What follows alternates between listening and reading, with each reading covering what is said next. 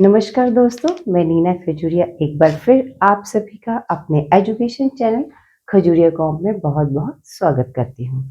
जैसा कि हम शॉर्ट हैंड की सीरीज में कॉन्ट्रैक्शन के बारे में पढ़ रहे थे, कैसे ही वर्ड को छोटा किया जाता है कुछ 2-4 आउटलाइन मिस करके, जिसे हम ओमिशन कहते हैं शॉर्ट हैंड की लैंग्वेज में। हम उसका लिखना इतना ज़रूरी नहीं समझते, बिकॉज उसे लिखे बिना भी जो आपका वर्ड है प्रॉपरली प्रोनाउंस हो जाता है, पढ़ा जाता है और लिखने में इजी रहता है। तो हम कुछ जनरल कॉन्ट्रैक्शन पढ़ेंगे इस चैप्टर में। तो उसके क्या है, पहले तो हम देखेंगे एग्जाम्पल से ही ये वर्ड बड़ी इजीली समझे जाते हैं। तो देखिए, स्टार्ट करते हैं। पहला वर्ड है हमारा एक्सपेक्ट और एक्सपेक्टेड। दोनों के लिए एक ही आउटलाइन है। ईडी आपका पास्ट टेंस में आ जाता है। आपको सेंटेंस में ध्यान रखना पड़ेगा कि ये जो सेंटेंस है, जो कुछ भी चल रहा है, ये पास्ट टेंस में कि प्रेजेंट में। ठीक है।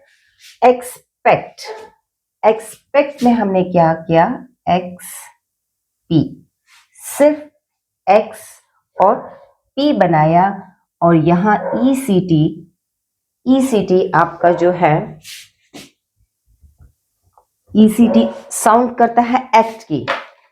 एक्ट कैसे होता है, के और टी, दिस इज एक्ट। तो हमने यहाँ पे ओमिशन ऑफ के और टी, हम यहाँ ये रूल चलाते हैं कि हम जहां भी ईसीटी होगा वहां पे ओमिशन ऑफ एक्ट, इसको हम ओमिट करेंगे। एक्सपेक्ट पी तक बनाया, एक्ट ओमिट किया, और ईडी के लिए भी सेम रहेगा आपका आउटलाइन। सिर्फ सेंटेंस के ऊपर डिपेंड है कि पास्ट टेंस अगर चल रहा है तो वहां हमने उसे पास्ट टेंस में पढ़ना है। तो ईसीटी आपका ओमिट हुआ है, नहीं बनाएंगे। रिस्पेक्ट, रिस्पेक्टेड, इसमें भी वही रूल अप्लाई होगा। एक्ट को ओमिट करेंगे, हम सिर्फ हम ईसीटी ओमिट करेंगे और ईडी, वही बात आ गई। पास्ट टेंस में अगर सेंटेंस है तो रिस्पेक्टेड पढ़ा जाएगा, अदरवाइज आर एस और पी। ईसीटी ओमिट है। नेक्स्ट सस्पेक्ट, अगेन सस्पेक्ट, तो हमने किसको ओमिट किया, एक्ट को ओमिट किया। सस्पेक्टेड के लिए भी सेम आउटलाइन बनेगी, एस कंप्लीट और एस और पी, ये इसकी आउटलाइन है। कोई वर्ड नहीं होता तो आप इसको सस्पेक्ट ही पढ़ेंगे। इम्परफेक्शन,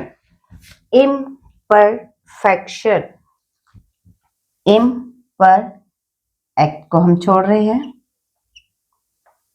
तो इम, पी आर और शन।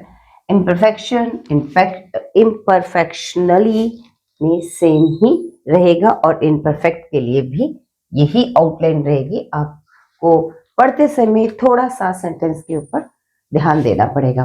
ऑब्जेक्ट, अगेन ईसीटी ओमिट करेंगे तो क्या बनेगा हमारा, ऑब्जेक्ट, बी और जे, ऑब्जेक्ट, सिंपल।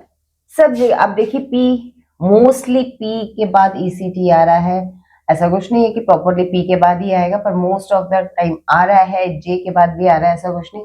पर आपने ये ध्यान रखना है कि आपने आउटलाइन को ध्यान शॉर्ट करने के लिए हम ईसीटी, इंस्पेक्ट, एनएसपी, इंस्पेक्टेड के लिए भी सेम है।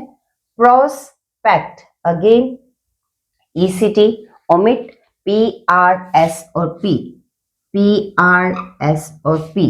रेट्रोस्पेक्ट, एक्टोमीट, रेट्रोस्पेक्ट। प्रोजेक्ट, प्रोजेक्टेड, अगेन सिर्फ कितनी आउटलाइन, पीआर और जे। आर्किटेक्चर, आर्किटेक्चरल, इन सभी के लिए आर डाउनवर्ड, के एंड टी, ये आपका ओमिट ईसीटी होता है। ये आउटलाइन आपकी आर्किटेक्चरल, ये आपका रूल अप्लाई होता है इनमें।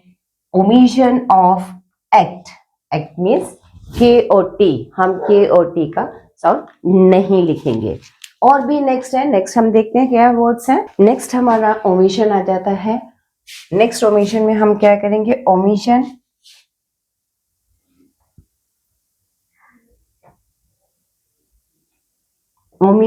बिफोर, ओमिशन केटी। यहां हम केटी, पहले हम जो पढ़ रहे थे, हमने वर्ड्स पढ़े, उसमें केटी हमने ओमिट किया है। अब क्या करेंगे, omission KT before if, V की हुक, वी की हुक कहीं भी आएगी, उससे पहले जो हमारा एक्ट का साउंड होगा, वी की हुक, इव की साउंड जहां भी है, उससे पहले जो हमारा के और टी है वो हमारा ओमिट होगा। सिंपल वी की हुक, इव जो साउंड है वो लगेगी। अब कैसे एग्जांपल में देखिए, परस्पेक्टिव, PERSPECTIV, इव से पहले ECT आपका जो है वो ओमिट होगा, लिखा क्या जाएगा, PERSP ओनली, प र स और पी, यहीं तक। बाकी ये परस्पेक्ट और इव आ गया तो आपकी वी की हुक लग गई, ECT ओमिट हो गया। तो इव से पहले, वी की हुक से पहले आपका एक्ट नहीं लिखा जाएगा। नेक्स्ट एग्जांपल देखते हैं, प्रोस्पेक्टिव, प्रोस्पेक्ट नहीं लिखा जाएगा, वी की हुक बन जाएगी यहां पे और यही स्ट्रोक बनेगा।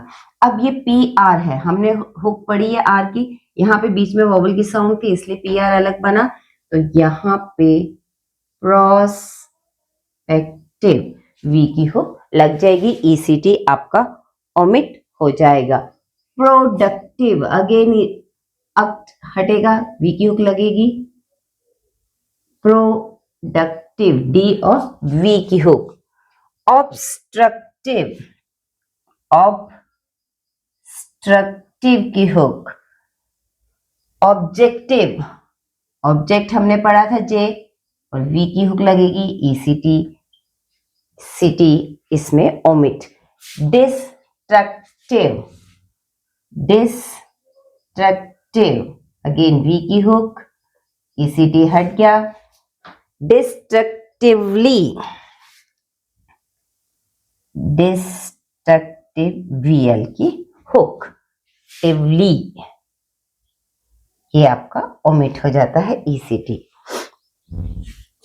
इररिस्पेक्टिव और इररिस्पेक्टिवली, हमने ये शुरू में हमें प्रीफिक्स में पढ़ा था कि डाउनवर्ड आर आपका इर को रिप्रेजेंट करता है, तो इररिस्पेक्टिव और इररिस्पेक्टिवली कैसे बन जाएगा, इररिस्पेक्ट VL की हुक, ये आपका इररिस्पेक्टिवली बन गया। इसको हम यहां लिख लेते हैं, इररिस्पेक्टिवली। ओके, तो अब हमने नेक्स्ट ओमिशन क्या देखा, पहले हमने ECT को ओमिट किया, उसके बाद ECT को V की हुक से पहले हमने ओमिट कर दिया, हमारी आउटलाइन शॉर्ट बन गई और पढ़ने में भी कोई प्रॉब्लम नहीं है, बेसिक एक रूल पता लग गया हमें, और उसके बाद हम बड़ी इजीली इन वर्ड्स को पढ़ सकते हैं। नेक्स्ट हमारा ओमिशन आ जाता है, जो नेक्स्ट हमारा पढ़ेंगे हम, वो है omission of again ECT but before शन हुक। अब नेक्स्ट हमारा आ जाता है ओमिशन ऑफ, नेक्स्ट हमारा आ जा गया ओमिशन ऑफ, हम यहां लिखते हैं ओमिशन ऑफ KT एक्ट, जिसे हम कहते हैं बिफोर शन हुक। हमने अब इससे पहले V की हुक से पहले हमने ओमिशन किया था, अब हम करेंगे शन की हुक जहां भी आएगी उससे पहले आपका ECT ओमिट होगा। कैसे, देखिए प्रोडक्शन, शन की हुक, और ये ईसीटी जो बनेगा वो ओमिट हो जाएगा। प्रोडक्शन, लार्ज हुक, प्रोडक्टिव था तो हमने वी को ओमिट किया, छोटी हुक लगाई वी की, तो प्रोडक्शन में भी सेम एक्ट हट जाएगा, शन की हुक। ऑब्स्ट्रक्शन, ऑब्स्ट्रक्शन, ऑब्जेक्शन, सब में ईसीटी हट रहा है। Objection, objective, object, objective, objection, यही रूल है। ईसीटी यहां से हम हटा देंगे और रूट वर्ड को आगे कंटिन्यू करते गए, कोई मुश्किल नहीं अगर आप ध्यान से देखिए तो। डिस्ट्रक्शन, डी एस टी और शन। ऑब्जेक्शन एबल, तो यहाँ पे एक्ट हट जाएगा, शन की हुक और बीएल कंप्लीट बनेगा।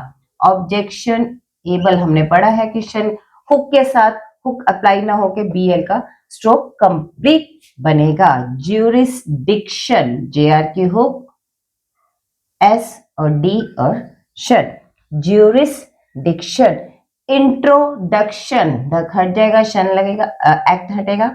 इंट्रो का हमने पढ़ा हुआ है, doubling of an introduction. Retrospection, retrospection, act हट गया तो आपका ये वर्ड कंप्लीट बन गया।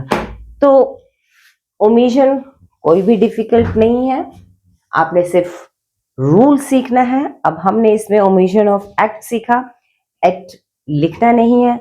नेक्स्ट में अगर एक्ट के बाद कोई हुक है वी की या शन की, तो हम एक्ट को नहीं लिखेंगे, उससे हम ओमिट कर देंगे और डायरेक्टली हुक लगाएंगे। तो आप प्रैक्टिस कीजिए, यह आपकी स्पीड को बढ़ाने में बहुत ही हेल्प करेगा। आपके जो सेंटेंसेस है, जितनी स्पीड में लिखेंगे आप, जितना आउटलाइन छोटी लिखेंगे उतनी ही स्पीड में लिखा जाएगा, जो आपको एग्जाम में बहुत बहुत हेल्प करेगा। तो प्रैक्टिस कीजिए। तो आज के लिए इतना ही। नेक्स्ट कॉन्ट्रैक्शन में हम नेक्स्ट कोशिश करेंगे कि और कुछ नया सीखे इसमें, और इसकी एक्सरसाइज करने की कोशिश करेंगे। तो तब तक आप इसे शेयर कीजिए, लाइक कीजिए, और हाँ, सब्सक्राइब करना ना भूलिए। तब तक नमस्कार।